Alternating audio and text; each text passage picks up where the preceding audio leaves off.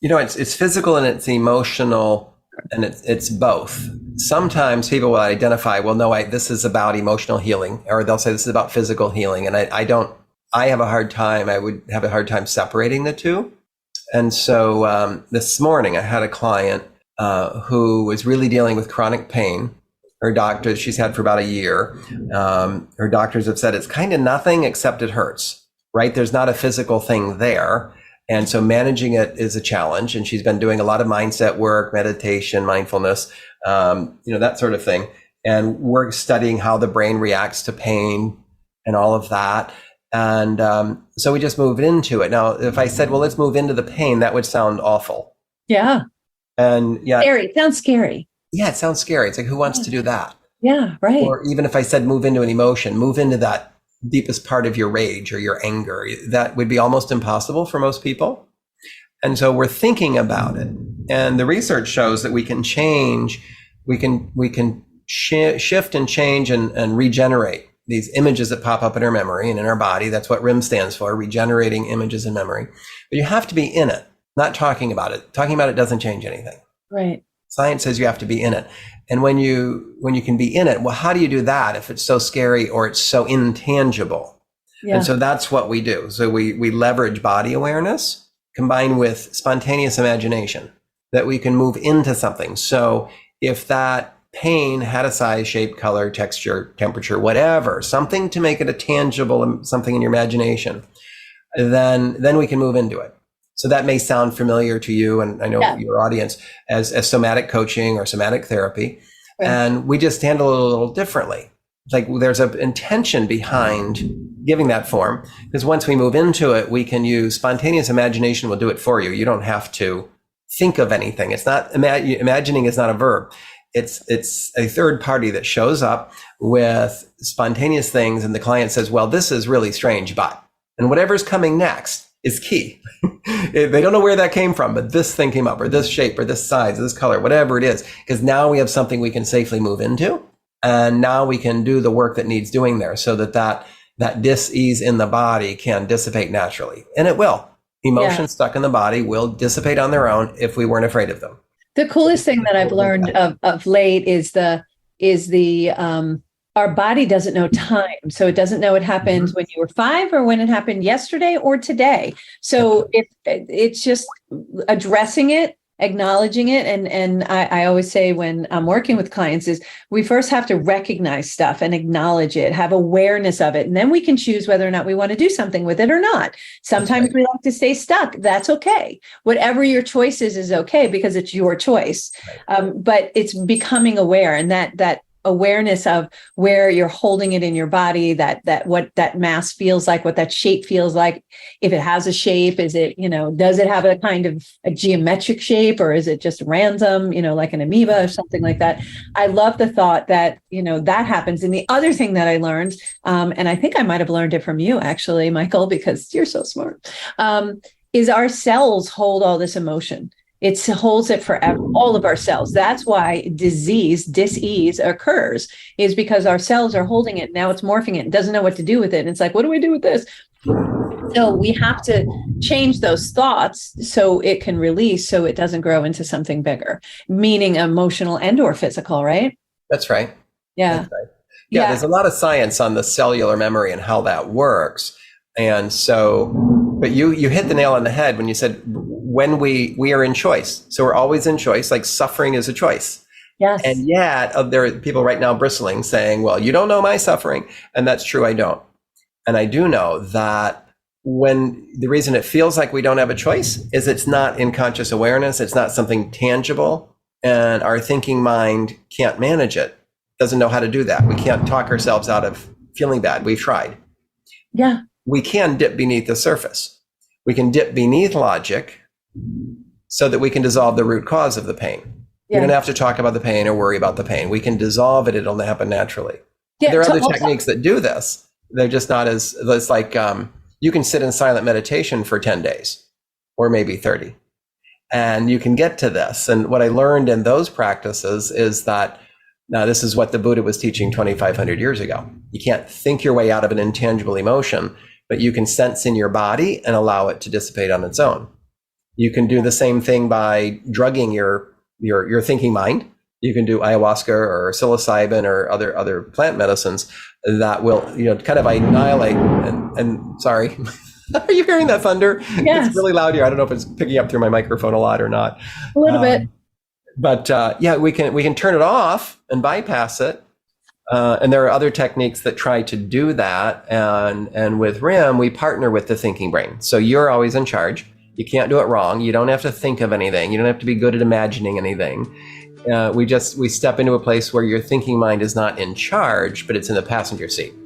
Yeah, without a doubt. Oh my gosh, we need to speak more about this. So you're listening to Healthy Lifestyle with Lorianne. We're going to take a short break. We're going to come back with Michael Klein. You can find him at michaeljklein.com, KLINE.com. And we're going to take a short break. We'll be right back.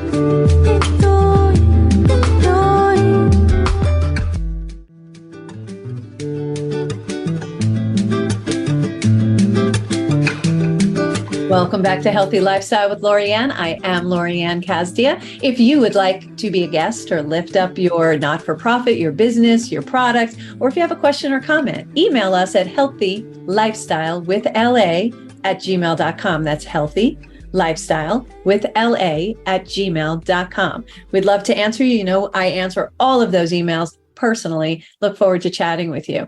So here we are today, really giving that verbal caffeine a run for its money with Michael Klein, talking about this magical thing he does called RIM. And I actually experienced going through a session of RIM, which really dug back down into something deep for me that definitely caused a little disruption for a couple of weeks for me because there was shifting going on. And I'm like, what is going on? And then I'm like, oh yeah, I remember that now. And but now I'm on the other side. It's just amazing. I wrote a chapter in a book, Women Who Dream. My listeners know about that, Women Who Dream. And my chapter was called Two Choices. And we were just talking about it's a choice. We have choices. We have only two choices. If you get down to it, take all the emotions out of it, it's either yes or no, stop or go, forward or backwards, stuck or unstuck, any opposite like that. It's the yin and yang of life.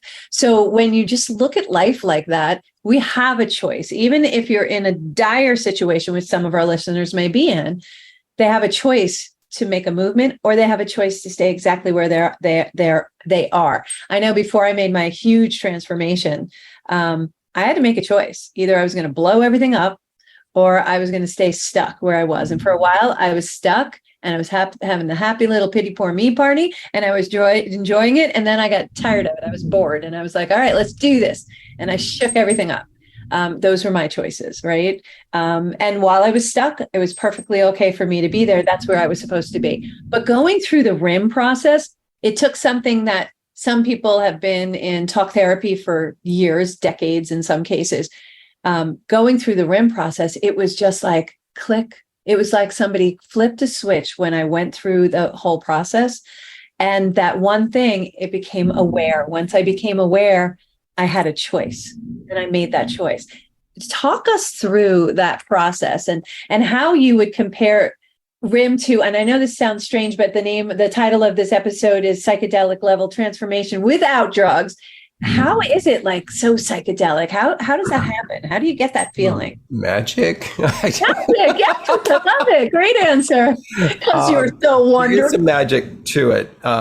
Dr. Deb's first book, Dr. Deb Sandell is the creator of the RIM method, or discoverer of the RIM method. Her first book was entitled Releasing the Inner Magician, which is also fits the acronym RIM. And so there is a lot of magic to it that we can tap into, that anyone can. And so I would say when you close your eyes and turn inward, you can just become aware of what you're sensing in your body. And so we'll use that inner sensing, and you begin the guided facilitation allows you to just start using anything that shows up. It might be a pain or a physical sensation. It could be colors. It could be nothing. If your answer is nothing, I'm not good at this, that's perfect. And we follow that and follow that and follow that as the facilitator. And it just is used as a portal into what's beneath the logic. It's a way of dipping out of the thinking brain and down into the body memory. And then you say, well, this is really weird, but Aunt Betty just showed up. real person, so we won't talk about her too terribly much. And so that's strange. I haven't thought about her in decades, and there she is, right? Wow. And so it might go into something, and we find more resourcing. So like psychedelics, people come to this for emotional healing, trauma healing. They come to this for expanded creativity or innovation. It's very entrepreneurial that way, very creative. It might be something we do in writers' retreats or creativity conferences like I did just a couple of weeks ago. And here's the thing. When we get in there, inside, we have access to all that is. All the wisdom, all the love, all the support, all the healing, all the memory, all the things that we don't have in our thinking mind available to us for healing. So we have access to that to expand what's possible for us. That includes healing trauma. That includes healing intergenerational trauma or inherited memories or past lives, whatever it is. And you don't have to have any belief system about any of that, nor do I. The body has access to that. So we tap into that. Whatever it is that's needed will come forth. You don't have to know what the issue is. I don't have to know what the issue is, because then we're working on what our very limited thinking brain has access to. And the thing is never the thing. And you know that. I think most people know that by now. What I talk about is there's always an underlying something. How do I find out what it is? We got to dip beneath. We must dip beneath the thinking logic. Beneath the logic lies the answers. The way I like to frame it, to just simplify it, because it's so magical that everything that you said is like, yeah, I absolutely understand. But for someone who hasn't gone through it, the best way to explain it is, have you ever just thought of somebody like Aunt Betty, and all of a sudden Aunt Betty calls? It's just something that came into your thought process. It almost feels like that. And then you start working on that. Because I know when I went into my RIM session with you, I was like, I don't know. I don't know what I'm going to work on today. And so we just went in and boom, this big thing came up, because one, I was open to it, but also I was just listening. And as you guided me through, you guided me into what I refer to as the room in my brain, in my body, that needed the attention. So it's really important to be guided. And then once you learn how to do it, you can actually self-guide yourself. But I always like to have somebody there, because they take you in gently and out gently. I know I had done a session of, it had to be a year ago in October with Deborah, and I popped myself right out. I came right out, and I got dizzy. I literally got dizzy. I was like, what the heck is that? She's like, no, you're not supposed to be out yet. I didn't take you out. And I'm like, oh, did not know. Pretty interesting. So it is very psychedelic. It is. You get a little dizzy, and because you're doing this inner work that's just so beautiful. How do you use, because I know you're a coach, you're a trainer, how do you use RIM in your work? So most of my work is teaching this. I realize that people are always asking, well, who should learn this? I say, well, emotionally brave coaches learn this. I mean, you don't have to be a coach or a therapist or a teacher. There's a lot of people that want to work with deeper emotional work with people. So emotionally brave coaches. So teaching RIM and teaching safe and sacred spaces for retreat leaders, healers, coaches, therapists, et cetera, is what I mostly do.